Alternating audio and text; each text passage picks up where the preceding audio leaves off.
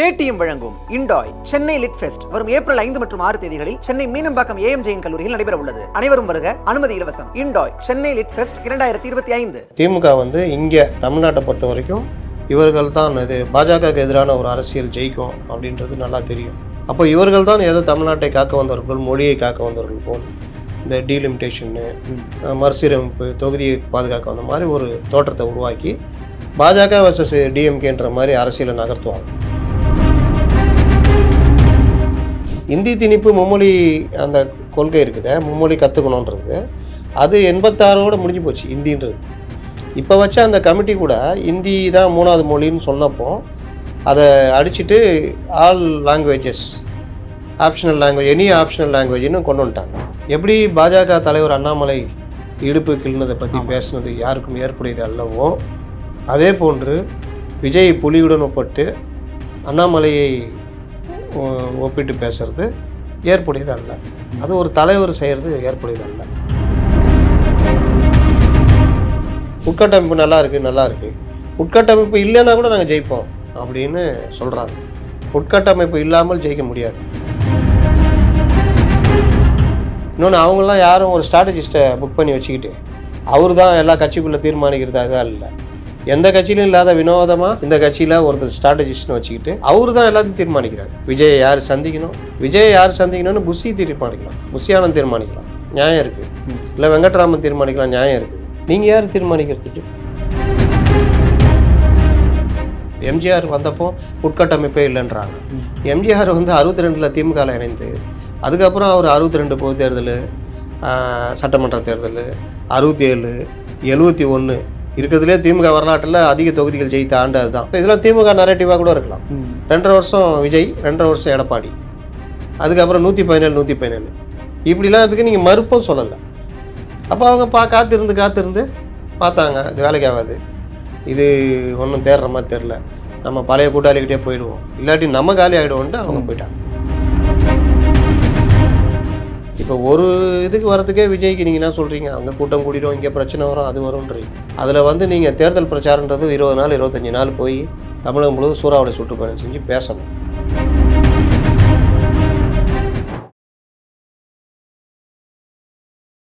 இளைய பாரத நேயர்களுக்கு வணக்கம். இன்றைக்கி நம்ம நேர்களில் நம்ம சிறப்பு விருந்தினர் மூத்த பத்திரிகையாளர் முத்தலிப் சார் அவர்கள் தான்.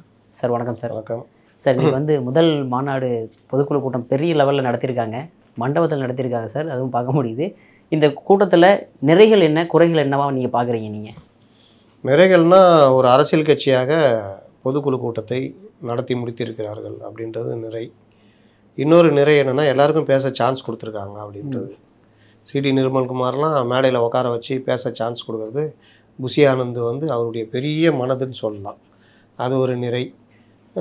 வழக்கமாக இவங்க அந்த 1 மணி ஒரு கொஞ்ச நேரத்துக்குள்ளே முடிச்சுக்குவாங்க. இன்னைக்கு கொஞ்சம் பேரை பேச விட்ருக்காங்க. இன்னொரு நிறைவான விஷயம் ஆதவ் அர்ஜுனுடைய 45 நிமிட பேச்சு. வழக்கம் போல் அவர் தான் ஸ்கோர் பண்ணியிருக்காரு. அதில் நிறை குறைகள் இருக்குது. அதில் இவங்களும் ஏற்றுக்க மாட்டாங்க, தாவேக்காவே ஏற்றுக்க மாட்டாங்க. ஏன்னா அந்த மாதிரி விஜய் மட்டும்தான் பேசணும், வேறு யாரும் பேசக்கூடாதுன்றது அவங்களுடைய பாலிசி. அதை மீறி சப்ஜெக்ட் பேசியிருக்காரு. அதனால் அந்த மாதிரி விஷயங்கள் ப்ளஸ்ஸு ஆதவ் அர்ஜுனுடைய ஸ்பீச்சில் டிஎம்கே செட் பண்ணுற நரேட்டிவ் சம்மந்தமாக ரொம்ப நுணுக்கமாக பேசினார். அதை நம்ம பார்க்கணும். இது நுணுக்க அரசியல்னு சொல்லுவாங்க. அதாவது எப்படி நரேட்டிவ் செட் பண்ணுவாங்க. நான் ஆரம்பத்துலேருந்து சில விஷயங்கள் சொல்லிட்டுருப்பேன். திமுக இங்கே தமிழ்நாட்டை பொறுத்த வரைக்கும் இவர்கள் தான் இது பாஜகவுக்கு எதிரான ஒரு அரசியல் ஜெயிக்கும் அப்படின்றது நல்லா தெரியும். அப்போ இவர்கள் தான் ஏதோ தமிழ்நாட்டை காக்க வந்தவர்கள், மொழியை காக்க வந்தவர்கள் போல் இந்த டீலிமிட்டேஷனு, மறுசீரமைப்பு, தொகுதியை பாதுகாக்க வந்த மாதிரி ஒரு தோற்றத்தை உருவாக்கி பாஜக வர்சஸ் டிஎம்கேன்ற மாதிரி அரசியலை நகர்த்துவாங்க. அதற்கு அண்ணாமலை போன்றவர்களையும் பயன்படுத்தியிருக்கிறாங்க. அப்போ இந்த அரசியல் திமுகவுக்கு பலமாக அமையும். மற்ற விஷயங்கள்லாம் பின்னுக்கு தள்ளப்படும். நீங்கள் பார்த்தீங்கன்னா ரெய்டு, விலைவாசி உயர்வு, ஏகப்பட்ட மக்கள் பிரச்சனை இருக்குது. ஆனால் நீங்கள் புதிய கல்விக் கொள்கையிலேயே, தேசிய கல்விக் கொள்கையிலேயே மும்மொழி கொள்கைன்றது, மும்மொழி கற்றுக்கணுன்றது ஒரு பார்ட்டு, அவ்வளோதான். அதனால் எவ்வளோ நன்மைகள் தமிழ்நாடு கல்வித்துறைக்கு கிடைக்கும். மாணவர்களுக்கு என்சிஆர்டி சிலபஸ்ன்றது வேறு லெவல் போகும். நம்ம கீட்டுலாம் சாதாரணமாக தட்டிட்டு போயிடலாம். பிஎம்சி ஸ்கூல் வந்தால் கேவி ஸ்கூலோட அது பெருசு. இந்த மாதிரி பல விஷயங்கள் பாசிட்டிவ் இருக்குது. ஆனால் இவங்க அந்த மும்மொழி கொள்கை திணிப்பு, அதுலேயும் இந்தி திணிப்புன்னு ஒரு தவறான நரேட்டிவ் செட் பண்ணுறது. இந்தி திணிப்பு மும்மொழி அந்த கொள்கை இருக்குது, மும்மொழி கற்றுக்கணுன்றது, அது 86ஓடு முடிஞ்சு போச்சு இந்தின்றது. இப்போ வச்ச அந்த கமிட்டி கூட இந்தி தான் 3வது மொழின்னு சொன்னப்போ அதை அடிச்சுட்டு all languages optional language, any optional லாங்குவேஜ்னு கொண்டு வந்துட்டாங்க. அப்போ இந்தின்னு தான் பிரதானம் கிடையாது. ஆனால் இவர்கள் திட்டமிட்டு இந்தி திணிப்புன்னு ஒரு நரேட்டிவ், அது பெருசாக எடுபடல. அதே மாதிரி தான் தொகுதி மறுசீரமைப்பு, அது 2026 நீங்கள் தான் 2001 நீங்கள் தான் அந்த குழுவில் இருந்தீங்க, 2026 தள்ளி போட்டிங்க. அதுக்கப்புறம் மறுசீரமைப்பு வச்சுக்கலான்லாம் நீங்கள் தான் ஒத்துக்கிட்டது. அப்படியே வச்சுக்கிட்டு ஒத்துக்கிட்டாலும் மறுசீரமைப்புன்னு ஆரம்பிக்கிறதுக்கு மக்கள் தொகை கணக்கெடுப்பு வேணும். அது 26 ஆரம்பித்தா அது முடியறதுக்கு 28 மேலே ஆகிடும். அதுக்கப்புறம் பொது தேர்தல் வந்துடும். அதுக்கப்புறம் புதுசாக வர கவர்மெண்ட்டு அது எப்படி முடிவு எடுக்குன்னு தெரியாது. 31க்கு அப்புறம் அதை வச்சு ஸ்க்ரூட்னைஸ் பண்ணி அதுக்கு ஒரு கமிட்டி போட்டு அந்த கமிட்டி ஒரு 2 வருஷம் பண்ணி 35 ஆகிடும். என்னைக்கோ நடக்க போகிறதுக்கு இன்றைக்கி இவர் தென்மண்டல மாநில முதல்வர்கள் மாநாடு அது இதுன்னு போட்டு தேசிய தலைவராக உருவெடுத்து விட்டார். இதெல்லாம் என்னென்னா நரேட்டிவ். இதை தான் அதை ஒரிஜின் சொல்கிறார். நீங்கள் பிரச்சனையை பின்னுக்கு தள்ளி இந்த நரேட்டிவ் செட் பண்ணுறீங்க, அதுக்கு அவங்களும் தாளம் போடுவாங்க, நீங்களும் இது பண்ணுவீங்க. இங்கே காங்கிரஸை கூட்டணி வச்சுக்குவீங்க, ஆனால் அங்கே கள்ள கூட்டணி வச்சுக்கிட்டு இந்த வேலையெல்லாம் பண்ணுவீங்க. இதை தான் விஜய் கரெக்டாக சொல்கிறாரு சார். கரெக்டுங்களா சார்? அப்படின்னா திமுகவுக்கும் பாஜகவுக்கும் கூட்டணி சம்மந்தமாக விஷயங்கள் பண்ணிகிட்டே நீங்கள் மற்ற விஷயங்கள் மறைக்கிறீங்க அப்படின்றது. பாஜக ஏன் நீங்கள் ராகுலை பிரதமர் வேட்பாளராக அறிவிக்கலன்ற கேள்வி, இந்த மாதிரி நுணுக்கமான விஷயங்களை ஒரு தொட்டதை நம்ம வரவேற்கலாம். அதனால் அதெல்லாம் நிறைவாக பார்க்குறோம். குறைகள்னு பார்த்திங்கன்னா ஏகப்பட்டது இருக்குது. ஒரு பொதுக்குழு கூட்டம் எப்படி நடக்கணும்னு சில நாம்ஸ் நடைமுறைகள் இருக்குது. பொதுக்குழு நடத்துகிறதே ஏன் நடத்துகிறாங்கன்னா, பொதுக்குழு என்று ஏன் ஒன்று இருக்குதுன்னா, நம்ம இந்திய அரசியலமைப்பு சட்டத்தில் ஒவ்வொரு அரசியல் கட்சிக்கும் ஒரு அமைப்பு இருக்கணும், ஒரு பைலா அடிப்படையில் இயங்கணும். அந்த பைலாவை ஏற்றுக்கொள்வதும் கட்சி நியமனங்கள், தேர்தல்கள், கட்சிக்குள்ள உள்கட்சி தேர்தல்கள், நியமனங்கள், மற்ற விஷயங்கள், வரவு செலவு, இந்த மாதிரி விஷயங்கள்லாம் தேர்தல் ஆணையத்தோடு சம்மந்தப்பட்டது. அப்போ அதுக்கு ஒரு அமைப்பாக ஜெனரல் கவுன்சில் பாடி இருக்கும். அந்த பொதுக்குழு அமைப்பு தலைவர் நியமனம், மற்றவர்கள் நியமனம், அதிகாரங்கள் கொடுக்கறது, வரவு செலவு, கட்சியுடைய அடுத்த கட்ட செயல்பாடுகள், கூட்டணி பற்றி பேச்சுவார்த்தை, எல்லாத்துக்குமே அதான் ஒப்புதல் கொடுக்கும். அதுக்கு கட்சியில் ரெப்ரசன்டேட்டிவாக லட்சக்கணக்கான பேர் இருந்தாலும் நீங்கள் அதுலேருந்து ரெப்ரசன்டேட்டிவாக ஒரு குறிப்பிட்ட எண்ணிக்கையில் 2000 3000 அந்த கட்சிக்கு ஏற்ற மாதிரி வச்சுக்குவாங்க. அப்போ அந்த பொதுக்குழுன்றது அவ்வளோ முக்கியத்துவம் வாய்ந்தது. அந்த பொதுக்குழுவில் தமிழக வெற்றி கழகம் தமிழ்நாட்டில் கட்சி ஆரம்பித்த பிறகு அது மேலே ஒரு பெரிய எதிர்பார்ப்பு இருக்குது. என்ன சொல்ல போகிறாங்க, என்டிஏ திடீர்னு ஃபார்ம் ஆகிடுச்சு, டிஎம்கே ஃபார்ம் ஆகிடுச்சு. அப்போ இவங்க என்ன பண்ண போகிறாங்க, தேர்தலில் இவங்க தனித்தனிக்க போகிறாங்களா, இல்லை கூட்டணி வந்தால் ஏற்றுக்கொள்வாங்க, இவங்களுடைய நிலைப்பாடு என்ன, அதெல்லாம் தீர்மானமாக சொல்லணும். ஆனால் தீர்மானத்தில் ஒன்றும் இல்லை. தீர்மானத்தில் பல விஷயங்கள் தமிழ்நாடு சார்ந்த விஷயங்களை சொல்லணும். ஏன்னா சும்மா ஏதோ இப்படி தூர மாதிரி சம்பிரதாயமாக இருக்கிறது மாதிரி பார்க்குறேன். விவசாயிகள் பிரச்சனை அவ்வளோ இருக்குது, அதை பற்றி ஒரு இது இல்லை. விலைவாசி உயர்வு மக்களை பாதிக்கிற பிரச்சனைகள் இருக்குது, அதை பற்றி ஒன்றும் பெருசாக இல்லை. நிர்வாகிகள் நியமனத்துக்கான ஒப்புதல் வாங்குறதுக்கு ஒரு இது இருக்கணும், தீர்மானம். இப்போ எப்படி எடப்பாடி பழனிசாமி ஏன் பிரச்சனை வருது, ஓபிஎஸ்க்கு பொதுக்குழுவில் இவர் அங்கீகரிக்கப்படவில்லை அப்படின்லாம் போனார். அவர் அது பொதுக்குழுவே இல்லைன்னுலாம் போனார். இல்லை அது பொதுக்குழு தான், பொதுக்குழு கூட்டுறதுக்கு இவங்க முறையாக அவைத்தலைவர் தான் கூட்டணும், அந்த அவைத்தலைவர் நியமனமே சரியில்லைன்னு போனார் ஓபிஎஸ். அவைத்தலைவர் நியமனம் சரிதான், பொதுக்குழு நீங்கள் கூட்டலாம். அப்போ பொதுக்குழு கூட்டுறதுக்கான அறிவிப்பு இருக்குல்ல, இந்த பொதுக்குழுலேயே வச்சாங்க. அந்த ஏடிஎம்கேல பார்த்தீங்கன்னா உடனே சொல்லியிருப்பார், சிவி சண்முகம் பிடிச்சி அடுத்த பொதுக்குழு இந்த டேட்டுன்னுவார். ஏன்னா குறிப்பிட்ட கால இடைவெளி இருக்கணும், 15 நாளைக்கு முன்னாடி சொல்லணும். அப்போ அதில் இவங்க பார்த்தா 14 நாள் சொல்கிறாங்க. அப்போ இன்னொன்று பொதுக்குழு அங்கீகரிக்கணும். இவர் ஓபிஎஸ் போனார்ல, பொதுக்குழுவால் அங்கீகரிக்கப்படவில்லை இவர், இல்லை எல்லா பொதுக்குழு உறுப்பினர்களும் அங்கீகரிக்கப்பட்டு தான் பொதுச் செயலாளர் நியமனம் நடந்ததுன்னு. அப்போ பொதுக்குழுக்குரிய வேல்யூ தெரியுதா? அப்போ இது அதே மாதிரி இப்போ தலைவரே பொதுக்குழு தேர்ந்தெடுக்கப்பட்டு அங்கீகரிக்கணும். அது ஏற்கனவே இவர்கள் பொதுக்குழு நடத்தியிருக்கிறார்களான்னு எனக்கு தெரியல, நடத்துகிற மாதிரி எனக்கு தெரியல. உங்களுக்கு ஏதாவது தெரியுதா நடத்துகிற மாதிரி? இல்லை சார். அப்போ இதுதான் அந்த பொதுக்குழுனா இதில் அதுக்கான ஒப்புதல் வாங்கணும். அப்புறம் தலைவர் மற்றவர்கள் நியமிச்சிருப்பார்ல, பொதுச் செயலாளர், துணை புரபகண்டா செக்ரட்டரி, அது இதுன்னு அதுக்கான ஒப்புதல் வாங்கணும். எல்லாத்துக்கும் மேலே இவ்வளோ நாளாக நீங்கள் மாநாடு நடத்திருக்கீங்க, 2ஆம் ஆண்டு இது நடத்திருக்கீங்கன்னா அதற்கான செலவீனங்களுக்கான ஒரு ஒப்புதல் வாங்கணும். ஓகே. அதுக்கு ஒரு இன்டர்னல் ஆடிட்டிங் போட்டு அதெல்லாம் வாங்கணும். இதை எல்லாத்தையும் தான் நீங்கள் தேர்தல் ஆணையத்தில் கொண்டு போய் சப்மிட் பண்ணணும். அப்படி சப்மிட் பண்ண பிறகு தான் உங்களுக்கான தேர்தல் ஆணையம் முழுமையான ஒரு அங்கீகரிக்கப்பட்ட கட்சியாக மாற்றும். சின்னமும் உங்களுக்கு மாநிலம் ஃபுல்லாக ஒரே சின்னம் கொடுப்பாங்க. இப்போ இதெல்லாம் நீங்கள் பண்ணலன்னா அது ஒரு சிக்கலாக மாறும். இவங்களுக்கு இது யார் ஐடியா கொடுக்குறாங்க, என்ன பண்ணுறாங்கன்னு தெரியல. அஞ்சலி தீர்மானத்தை கொண்டு போய் கடைசி தீர்மானமாக வச்சுருக்காங்க. ஒரு கட்சி எந்த கட்சியுமே பார்த்தீங்கன்னா அஞ்சலி தீர்மானம் தான் முதல் தீர்மானம், தனி தீர்மானமாக இருக்கும். உயிரிழந்தவர்களுக்கு முதல்ல அஞ்சலி செலுத்தி தான் கூட்டத்தையே ஆரம்பிப்பாங்க. சட்டசபையில் நீங்கள் முதல் நாள் என்ன பண்ணுறாங்க? ஆமாம் சார். 10 நாள் நடக்கிற கூட்டத்தில் முதல் நாள் உயிரிழந்தவர்களுக்கு அஞ்சலி செலுத்திட்டு அன்றைக்கி கூட்டத்தை முடிச்சிருவாங்க. ஏன்னா அதுதான் ஒரு அஞ்சலி, அதுதான் அதோடைய அர்த்தம். இவங்க கொண்டு போய் கடைசி தீர்மானமாக போடுறாங்க. அப்போ இந்த மாதிரி பல விஷயங்கள் வந்து இவங்களுக்கான அந்த இது தெரியல. தீர்மானத்தில் நீங்கள் தீர்மானத்தை பேச வைக்கிறதுக்கான வேலைகள் பண்ணணும். இன்னொன்று, தீர்மானத்தை யாராவது ஒரு 2ஆம் கட்ட தலைவர் கொஞ்சம் விலைக்கு பேசுவாங்க, அந்த ஏற்பாடும் இல்லை. சரி ஆதவர்ஜுனோ இல்லை வேறு யாராவது விலைக்கு பேசுவாங்கன்னு பார்த்தா அதுவும் இல்லை. இப்போ இந்த மாதிரி ஏகப்பட்ட ஒரு இது.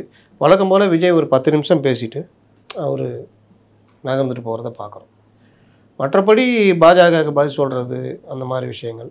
எப்படி பாஜக தலைவர் அண்ணாமலை இடுப்பு கிள்னதை பற்றி பேசுனது யாருக்கும் ஏற்புடையது அல்லவோ, அதே போன்று விஜய் புலியுடன் ஒப்பிட்டு அண்ணாமலையை ஒப்பிட்டு பேசுறது ஏற்புடையது அல்ல. அது ஒரு தலைவர் செய்கிறது ஏற்புடையது அல்ல. நீங்கள் அண்ணாமலை 1000 விமர்சனம் பண்ணுங்க, ஆனால் இது மாதிரி வழக்கமான சாதாரண நபர்கள் பண்ணுற விமர்சனன்றது சரியாக இருக்காது, உங்களுடைய தகுதிக்கு சரியாக இருக்காது. அப்படி தான் பார்க்குறோம். அது ஒரு பொதுக்குழு கூட்டத்தில் அது மாதிரி பேசுகிறதுன்றது சரி இருக்காது. ஓகே சார், அடுத்ததாக பார்த்தோம் அப்படின்னா இப்போ வந்து தலைவர்கள்லாம் பேசும்போது விஜய் அவர்களை வந்து எம்ஜிஆரோட ஒப்பிட்டு நிறைய தடவை பேசுகிற விஷயங்கள் நம்மளால் பார்க்க முடியுது சார். அதே மாதிரி 50,000 பூத் கமிட்டிகள் வந்து அமைத்ததாகவும் சொல்லப்படுது சார். இதெல்லாம் ரியலிஸ்டிக்காக இருக்காது. நீங்கள் உங்களுக்கான நல்ல வாய்ப்பு என்னென்னா, உங்கள் மேலே ஒரு குற்றச்சாட்டு என்னென்னா, தாவேக்கா மேலே நீங்கள் பத்திரிகையாளர்களை யாரும் சந்திக்க மாட்டேங்கிறீங்க. டே டு டே நடக்கிற பிரச்சனையில் உங்கள் கட்சி நிலைப்பாடு என்னன்னு யாருக்குமே தெரிய மாட்டேங்குது. ஏதாவது ஒரு பிரச்சனைக்கு அறிக்கை விட்டு அதோட கடந்து போயிடுறீங்க. உங்கள் கட்சியுடைய தலைவர், பொதுச் செயலாளர் இல்லை 2ஆம் கட்ட தலைவர்கள் யாருமே பத்திரிகையாளர்களை சந்திக்க மாட்டேங்கிறாங்க.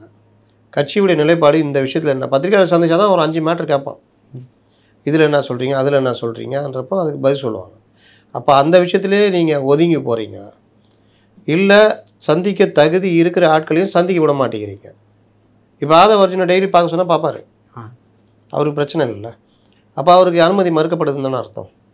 அப்போ இந்த மாதிரி விஷயங்கள்னால் உங்களுடைய பாசிட்டிவான விஷயம், இப்போ 50,000 70,000 பூத் கமிட்டியில் 50,000 முடிச்சிட்டோம், அதை வந்து நாங்கள்னா அப்போ அந்த விஷயங்களில் அங்கங்கே பூத் கமிட்டி கூட்டம் போடுறதோ, அதில் பொதுச் செயலாளர் யாராவது போகும்போது பத்திரிகையாளர்களை சந்திக்கிறது, இல்லாட்டி பொதுவாக ஒரு ப்ரெஸ் மீட் வச்சு நாங்கள் இப்படி போகிறோம்னா உங்கள் கட்சி தொண்டர்களுக்கும் அந்த விஷயம் ரீச் ஆகும்.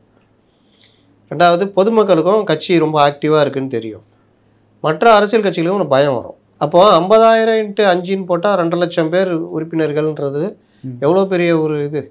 அப்போ அந்த 2 லட்சம் பேர் நாங்கள் இந்த மாதிரிலாம் நியமிக்கிறோன்னா மற்ற கட்சிகள் பயப்படுவாங்கல்ல.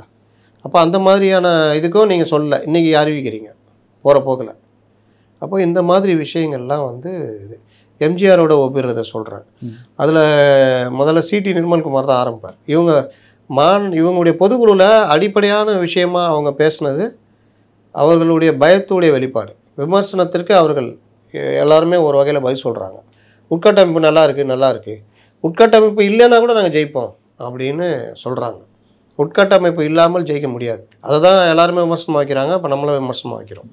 அப்போ உட்கட்டமைப்புக்கு நீங்கள் என்ன சொல்கிறீங்க காரணமாக? திமுக வந்து 67 ஆட்சி பிடிக்கும் போது அதுகிட்ட உட்கட்டமைப்பே இல்லை, வெறும் இளைஞர்கள் மட்டும் தான் இருந்தாங்க. இதுவே தவறான தகவல். திமுக வந்தது 49, 52 தேர்தலில் போட்டி இல்லை. 57, 62, 67 3வது பொது தேர்தல். 57ல் 15, 62ல் 50, 67ல் 129. அப்போ இந்த வளர்ச்சியை திமுக ஒவ்வொரு தேர்தலையுமே பார்த்துருக்குது. உட்கட்டமைப்பு இல்லாமல் இதை பார்க்க முடியாது, பண்ண முடியாது. 57ல் 15 சீட்டு ஜெயிக்கும் போது அது கருணாநிதி இதில் எழுதியிருப்பார், நெஞ்சுக்கு நீதியில். எல்லாருக்குமே வேறு சின்னம் கிடச்சிது. இப்போ அதனால் தோல்வி, அண்ணாலாம் தோல்வி அடையறதுக்கு முக்கிய காரணமாக அமைஞ்சது. நாங்கள் கேட்ட சின்னம் கிடைக்கல அப்படின்னு. அதுக்கு ஏன் என்ன காரணம்னா, அவங்களுக்கு தேர்தல் ஆணையத்தை அணுகிறதுக்கான இந்த மாதிரி இப்போ நான் சொன்னல இந்த மாதிரி பிரச்சனை. இப்போ இவர்கள் சரியாக தேர்தல் ஆணையத்தை பண்ணலன்னா மாநிலம் முழுவதும் ஒரே சின்னம் இவங்களுக்கு கிடைக்காது. அதுதான் 57ல் திமுக சந்திச்சது. ஒருத்தருக்கு உதயசூரன் கிடைக்கும், ஒருத்தருக்கு சேவல், ஒருத்தருக்கு புறா, ஒருத்தருக்கு இலை, ஒருத்தருக்கு விவசாயி, இப்படி. அதனால் பிரச்சாரத்தை வந்து மையப்படுத்த முடியல. அதனால தான் தோத்தோம் நாங்கள், அண்ணாலாம் அதனால தான் தோத்தாருன்னு கலைஞர் நெஞ்சுக்கு நீதியில் எழுதியிருப்பார். இப்போவும் இருக்குது ஃபஸ்ட் பார்ட்டில், பார்த்துக்க சொல்லுங்கள். அப்போது அதுக்கப்புறம் அவங்க உட்கட்டமைப்பை இன்னும் ஸ்ட்ராங் பண்ணுறாங்க. 57ல் 50 பேர் ஜெயிக்கிறாங்க. அப்போ எந்த அளவுக்கு அவங்க ஸ்ட்ராங் பண்ணியிருப்பாங்க? 67ல் ஆட்சியை பிடிக்கிற அளவுக்கு ஸ்ட்ராங் பண்ணுறாங்க. கூட்டணி அமைச்செல்லாம் உட்கட்டமைப்பு சரியாக இருந்தால் தான் நீங்கள் கூட்டணி அமைக்க முடியும், பேச முடியும். பல தலைவர்கள் உட்கட்டமைப்பை பற்றி பேசுகிறாங்களே. 49லேயே அண்ணாவுக்கு பின்னாடி 13 தலைவர்கள் இருந்தாங்க மாநிலம் முழுவதும் அறிந்த தலைவர்களாக. 50 தலைவர்கள் 5 பேர் இருந்தாங்க. ஈவேகி சம்பத்து அண்ணாவுக்கு ஈக்குவலாக இருந்தார், பெரியாருடைய அண்ணன் பையன். அண்ணா ஈவேகி சம்பத்தா அப்படின்ற அளவுக்கு திமுகவில் பெரிய தலைவர், நாடறிந்த தலைவராக இருந்தார். நாவலர் நெடுஞ்செழி இருந்தார், பேராசிரியர் இருந்தார், சின்ன அண்ணாமலை, அது இதுன்னு மதியழகன், ஆசை தம்பி, பெரிய தலைவர் லிஸ்டே இருந்தது. நடராஜன், என்வி நடராஜன், அப்புறம் என்விஎன் சோமு. இப்போ அவங்க பொண்ணு கனிமொழி, டாக்டர் கனிமொழி இப்போ எம்பியாக இருக்காங்கல்ல, அவங்க என்விஎன் சோமு பையன் பொண்ணு. அவங்களுடைய தாத்தா தான் என்வி நடராஜன். அவர் ஒரு 50 தலைவரில் அவர் ஒரு ஆள். கேஏ மதியழகன், கேஏ கிருஷ்ணசாமின்னு எம்ஜிஆர் இதில் ஸ்டாலினை கூட 1000 விளக்கு தொகுதியில் தோக்கடிச்சார்.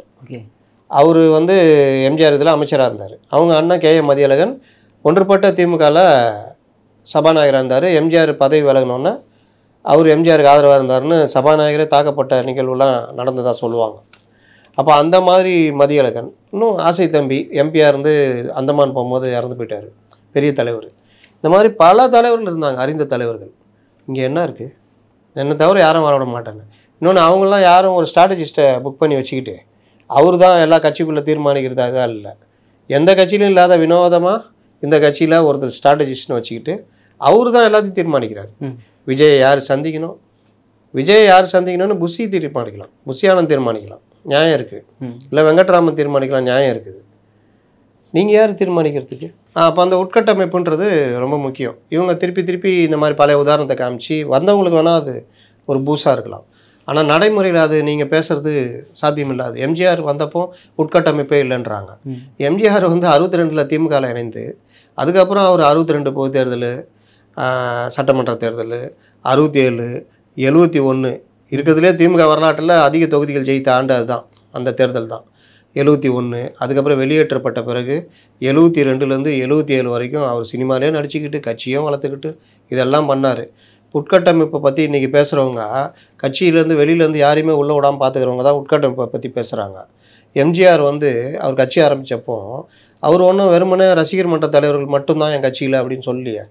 எம்ஜிஆருடைய ரசிகர் மன்ற தலைவர் அகில உலக எம்ஜிஆர் மன்ற தலைவர்னு இருந்தார், முசிறி புத்தம்னு. அவருக்கு எந்த பொறுப்பும் யாராவது கேள்விப்பட்டிருக்கீங்களா நீங்கள்? அப்போ அந்த மாதிரி எந்த பொறுப்பும் கொடுக்காம அவர் எங்கே பண்ணுமோ அந்த மாதிரி வச்சுருந்தார். 1-2 தலைவர்கள் எம்ஜிஆர் ரசிகர் மன்றத்தில் வந்தவங்க இருந்தாங்க. இப்போ இருக்கிற கேகேஎஸ் சார், சைதுரை சம்மி, இவங்களாம் எம்ஜிஆர் மன்றத்துலேருந்து வந்தவங்க. அந்த மாதிரி அவங்களுக்கு எம்எல்ஏ போஸ்ட் இந்த மாதிரி கொடுத்தாரு. ஆனால் அவங்களுக்கு பரவலாக பார்த்தீங்கன்னா எல்லா கட்சியிலும் அந்த திமுகலேருந்து வந்தவங்க பெரும்பாலும் பெரிய தலைவர்கள் அந்த மாதிரி தானே இருந்தாங்க. பண்டூட்டி ராமச்சந்திரன், காளிமுத்து, நாவலர் நெடுஞ்செழியன், நாஞ்சில் மனோகரன், இந்த மாதிரி பலரும் ஹெச்வி அண்டே இப்படி தானே இருந்தாங்க. இளம் தலைவர்களாக கேஎஸ் செங்கோட்டையன், திருநாவுக்கரசர், அந்த மாதிரி பலரும் இருந்தாங்க, ஜெயக்குமார், இவங்களாம். இன்றைக்கி அவங்க ஒரு தலைவர்களாக இருக்கிறாங்க. அந்த மாதிரி எம்ஜிஆர் எல்லாத்தையும் தானே அவரை போய் நீங்கள் எப்படி ஒப்பிடுவீங்க? அப்போ இது எல்லாமே இவர்கள் பேசுகிற பேச்சு எல்லாமே தவறான ஒன்று. இன்னொன்று, உண்மையை இப்போவும் பார்க்க மறுக்கிறாங்க. இப்போவும் என்ன சொல்கிறாங்க, நாங்கள் தான் வேறு லெவல், நாங்கள் அப்படி ஜெயிப்போம்னு. எப்படி அது நடக்கும்? இந்த சைடு ஒரு டீம் ஃபார்ம் ஆகிடுச்சு, என்டிஏ வலுவாக ஃபார்ம் ஆகிடுச்சு. இந்த சைடு ஏற்கனவே வலுவான டீம் இருக்குது. நீங்கள் அதற்கான வாய்ப்பை விட்டுட்டீங்க. உங்களை சுற்றி தான் அரசியல் சுற்றுச்சு. நீங்கள் ஏடிஎம்க்கு வருவீங்களான்னு ஏடிஎம்காரங்க எதிர்பார்த்தோம், உங்களை திட்ட கூட இல்லையா? அது காரணம் நீங்கள் வருவீங்க, எதுக்கு விமர்சனம் பண்ணணுன்னு. நீங்களும் நாங்கள் சேர்ந்தா ஜெயிச்சிருவோம் அப்படின்னு பிரசாந்த் கிஷோர் வரையும் உங்களுக்கு தெரியும். அப்போ நீங்கள் அந்த வாய்ப்பை வந்து ஒரு என்னமோ இரும்பு கோட்டை மாதிரி நீங்கள் வச்சுக்கிட்டு யார்ட்டையும் பேசாமல் அப்படியே வச்சுக்கிட்டு பந்தா பண்ணியிருந்தீங்க. இன்னொரு பக்கம் என்ன பண்ணுறீங்க, நாங்கள் தான் முதலமைச்சர், நாங்கள் அப்படி கேட்போம். இவங்கள ஒட்டி வேறு யாரெல்லாம் பேசுவாங்க. அவர் 2.5 வருஷம் இவர், 2.5 வருஷம் இதெல்லாம் திமுக நரேட்டிவாக கூட இருக்கலாம். 2.5 வருஷம் விஜய், 2.5 வருஷம் எடப்பாடி, அதுக்கப்புறம் 117 இப்படிலாம் இதுக்கு நீங்கள் மறுப்பும் சொல்லலை. அப்போ அவங்க காத்திருந்து பார்த்தாங்க, இது வேலைக்கு ஆகாது, இது ஒன்றும் தேடுற மாதிரி தெரில. நம்ம பழைய கூட்டாளிகிட்டே போயிடுவோம், இல்லாட்டி நம்ம காலி ஆகிடுவோன்ட்டு அவங்க போயிட்டாங்க. ஆனால் சார் அவர் வந்து எந்த தைரியத்தில் சார் 2026 வந்து திமுக வர்சஸ் தாவேகான்றாரு சார்? வேற என்ன, திமுக கூட நாங்கள் போட்டி இல்லை, இந்த தடவை என்டிஏ ஃபார்ம் ஆனதுனால நாங்கள் 3வது இடத்துக்கு சென்று விடுவோம் அப்படின்னு நான் சொல்லுவாங்க? அப்படி தானே சொல்லுவாங்க. முதலமைச்சர் இவர் தான், இவர் அப்படி தான் ஜெயிப்போன்னு. அப்போ நீங்கள் இந்த உள்கட்டம் பேசிக்கிட்டே நீங்கள் முதலமைச்சர் இவர் தானா, உங்கள்கிட்ட என்ன இருக்குது? வெறுமனே பூத்து ஏஜென்ட்டு கூட்டம் நடத்திட்டேன்றீங்க, 50,000 பேருன்றீங்க. அந்த பூத் ஏஜென்ட்டுக்கு ஒர்க்கு கொடுக்கறதுக்கு, ரெண்டாவது ஒரு அந்த மாவட்டம் முழுவதும் செயல்படுவதற்கு ஒரு மாவட்ட செயலாளர், அந்த கட்டமைப்பு கரெக்டாக இருக்கணும்ல. 2ஆம் கட்ட தலைவர், ஒன்றியம், வட்டம், அது இதுன்னு பொறுப்பில் இருந்தால் அவன் இறங்கி வேலை செய்வான். நீங்கள் ஒன்றும் நியமிக்கவில்லை, இன்னும் 2 லட்சம் பதவிக்கு மேலே காலியாக இருக்குன்றாரு, இன்னும் நியமிக்கலைன்னு இவரே ஒத்துக்கிறாருல்ல. அப்புறம் புதுசாக வரவங்களுக்கு இனிமேல் நாங்கள் கொடுப்போன்றாரு. அது என்ன பயம்? இது வரைக்கும் யாரையும் உள்ளே விடலன்ற விமர்சனம் இப்போ அவங்கள டச் பண்ண ஆரம்பிச்சிருக்குது, நம்ம தப்பு போட்டுறோமோன்னு. அதுக்கே அவர் சொல்கிறாரு. இன்னொன்று நான் சொல்கிறாரு, 2ஆம் கட்ட தலைவர்களை நியமித்தால் அதன் மூலம் கட்சி பிளவுபடும்.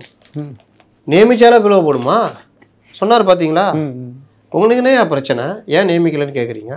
அப்போ நியமித்தா அதன் மூலிமா கட்சி பிளவுபடும், அது பார்க்கலான்னு பார்க்குறீங்களா அப்படின்னு கேட்குறாரு. அப்போ நியமித்தா பிளவுபடும்ன்றதில் நீங்கள் உறுதியாக இருக்கிறதுனால தான் நியமிக்கலையா? இந்த பிரச்சனையும் அவங்கள்ட்ட இருக்குது. இப்போ தீர்மானம்னா தீர்மான குழுன்னு இருக்கும் மற்ற கட்சியில். ரெண்டாவது கட்சியுடைய கொள்கைகள், வழிகாட்டு முறைகள், கட்சியை எப்படி கொண்டு போகணும், அடுத்து என்ன பண்ணணுன்றது ஒரு 4-5 தலைவர்கள் இருப்பாங்க. அவர்கள் உட்காந்து பேசி இப்படி இப்படி பண்ணலான்னு முடிவு பண்ணுவாங்க. அந்த மாதிரியான ஏற்பாடு எதுவுமே இதில் இல்லைன்றது நான் விசாரித்த வரைக்கும் பல தலைவர்கள்ட்ட பேசுகிறோம்ல, அந்த மாதிரிலாம் இல்லை சார், நீங்கள் வேறு கம்னு இருங்க சார், அந்த ஜான ஆரோக்கியசாமியை இவர் தான் சார் முடிவு பண்ணுவார் அப்படின்றது தான் அங்கே பேச்சாக இருக்குது. அப்புறம் இது எப்படி அடுத்த கட்டத்தை நீங்கள் கொண்டு போவீங்க? தேர்தலை எப்படி சந்திப்பீங்க? தேர்தலில் வேட்பாளர் தேர்வுன்றது பெரிய பிரச்சனையாச்சு. ஆமாங்க. அதுக்கப்புறம் வேட்பாளர் தேர்வுக்கு அப்புறம் தேர்தலை அறிவிச்சிட்டாங்கன்னா அந்த 15 நாளைக்குள்ளே அவங்க வேட்பு மனுவை ரத்து பண்ணாமல் இருக்கிறதுக்கான எல்லா வேலையும் நீங்கள் பண்ணணுமே, எல்லா பிரச்சனையும். அதுக்கப்புறம் பிரச்சாரத்துக்கு போகணுமே. இப்போ ஒரு இதுக்கு வரதுக்கே விஜய்க்கு நீங்கள் என்ன சொல்கிறீங்க, அங்கே கூட்டம் கூடிடும், இங்கே பிரச்சனை வரும், அது வரும்ன்றீங்க. அதில் வந்து நீங்கள் தேர்தல் பிரச்சாரன்றது 20 நாள் 25 நாள் போய் தமிழகம் முழுவதும் சூறாவளி சுற்றுப்பயணம் செஞ்சு பேசணும். அதில் தப்பானா உடனே ரெடி பண்ணுறதுக்கு ஆள் இருப்பாங்க, இன்னும் டிஃபேம் பண்ணுறதுக்கு ஆள் இருப்பாங்க. அப்போ இந்த மாதிரி விஷயங்கள்லாம் மீறி அன்றைக்கி வர்ற பிரச்சனையை எடுத்துக்கிட்டு அதை பேசணும். இன்னொன்று விஜய் மட்டுமே பேசிட முடியுமா? மற்றவங்களும் போகணும். அப்போ நீங்கள் என்ன யாரை வச்சுருக்கீங்க? சொன்ன மாதிரி 2ஆம் கட்ட தலைவர் யாருன்னு தெரிய மாட்டேங்குது. இந்த பிரச்சனைலாம் எம்ஜிஆருக்கு ஒவ்வொரு மாவட்டத்துலையும் தளபதிகள் இருந்தாங்க. இந்த மாவட்டமாக இப்போ இறந்து போனார் கருப்புசாமி பாண்டியன், அவர்லாம் இப்போ நெல்லை மாவட்டத்தில் அவர் ஒரு பெரிய இது. அந்த மாதிரி ஒவ்வொரு மாவட்டத்துக்கும் ஒவ்வொரு தலைவர்கள் இருந்தாங்க. ஏடிஎம்கேல எம்ஜிஆர் ஒரு பெரிய தலைவர், இவங்க பார்த்துக்குவாங்க. உள்ளூரில் அவங்க தலைவர். நீங்கள் அந்த மாதிரி எங்கே நீங்கள் இது பண்ணுறீங்க? உங்கள் கட்சிக்கு நீங்கள் அடையாளம் காட்டியிருக்கலாம். சொல்கிறீங்களா இவர் அவருன்னு. ஒரு நம்ம சேலத்தில் அந்த பார்த்திபன் தாண்டி பெருசாக மற்ற மக்களுக்கு பெருசாக தெரிகிற மாதிரி நான் எங்கேயும் பார்க்கல. அப்போ இந்த மாதிரி பிரச்சனைகளும் அவங்க கட்சி எதிர்காலத்தில் சந்திக்க வேண்டிய பிரச்சனையாக இருக்குது. இதெல்லாம் ஏன் சொல்கிறேன்னா, இன்னும் 11 மாதம் தான் இது நடுவில். சார் அப்போ அதுக்குள்ளேயே நீங்கள் எவ்வளோ தயாராகி கடைசி டைமில் பரீட்சை படிக்கிற மாதிரி. அதாவது எல்லா மாவட்ட செயலாளர்களுமே வந்து இந்த மாதிரி காசு வாங்கிட்டு தான் வந்து ஆட்களை வந்து நியமனம் பண்ணுறாங்க அப்படின்ற ஒரு குற்றச்சாட்டு இருந்தவுடனே புசி ஆனந்த் கூட இன்றைக்கி வந்து அதுக்கு ரிப்ளை பண்ணுறாரு. இந்த மாதிரி அந்த மாதிரிலாம் எதுவுமே கிடையாது, எவ்வளோ பெரிய ஏழையாக இருந்தாலும் அவங்க நாங்கள் நியமனம் பண்ணுவோம். என்ன மாதிரி விஷயங்கள் சார் அது பின்னாடி? அதில் அந்த மாதிரி குற்றச்சாட்டு தொடர்ந்து வந்துக்கிட்டே இருக்குது. சார் நம்ம ஒன்றும் வைக்கல, அவங்க கட்சியில் இருக்கிறவங்க வைக்கிறாங்க, டிடியை காமிக்கிறாங்க, கிழிச்சு போடுறாங்க, எல்லாம் பண்ணுறாங்க. பல இடங்களில் இந்த பிரச்சனை பெரிய பிரச்சனையாக உருவெடுத்துக்கிட்டு இருக்குது, வெளிப்படையாக தெரியுது. தகுதி உள்ளவர்கள் பலரும் வந்து இன்னும் வந்தது கம்மி, வராத புகார்கள் ரொம்ப இருக்குது. அது வந்து என்னைக்கு வெடிக்குமோ தெரியாது. அதனால் இப்போ வந்து என்னென்னா, நம்ம போய் கேட்டுவிட்டோம், இப்போ பிரச்சனை பெருசாகிட்டோம்னா நாளைக்கு நமக்கு வர்ற வாய்ப்பு கூட கிடைக்காம போயிடுமோ அப்படின்னு யோசித்தவங்க சும்மா இருப்பாங்க. சில பேர் ஏதாவது விட்றா நம்ம ஏன் பார்ப்போம் அப்படின்ற மாதிரி இருப்பாங்க. ஆனால் இது எல்லாமே அமைதியாக இருக்குன்றது அர்த்தம் இல்லை.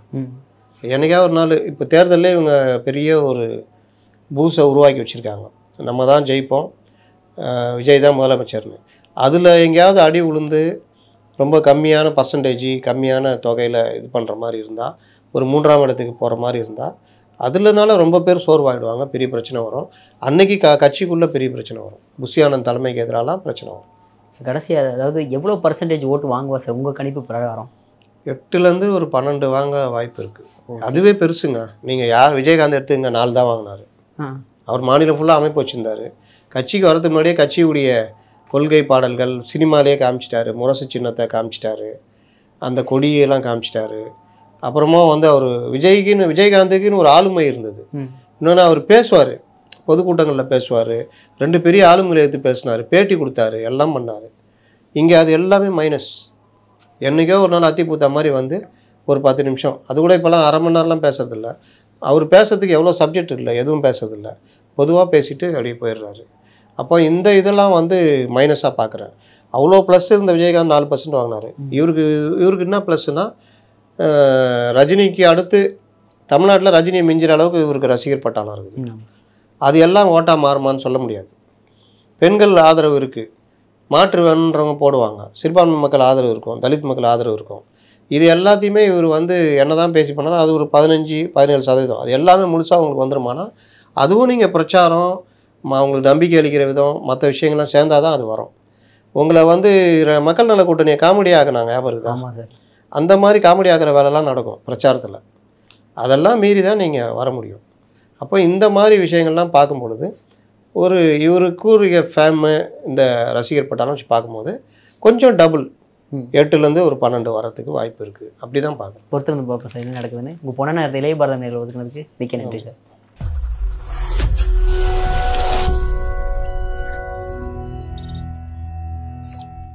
பேடிஎம் வழங்கும் இண்டாய் சென்னை லிட் ஃபெஸ்ட் வரும் ஏப்ரல் 5 மற்றும் 6 தேதிகளில் சென்னை மீனம்பாக்கம் ஏஎம் ஜெயின் கல்லூரியில் நடைபெற உள்ளது. அனைவரும் வருக, அனுமதி இலவசம். இண்டாய் சென்னை லிட் ஃபெஸ்ட் 2025.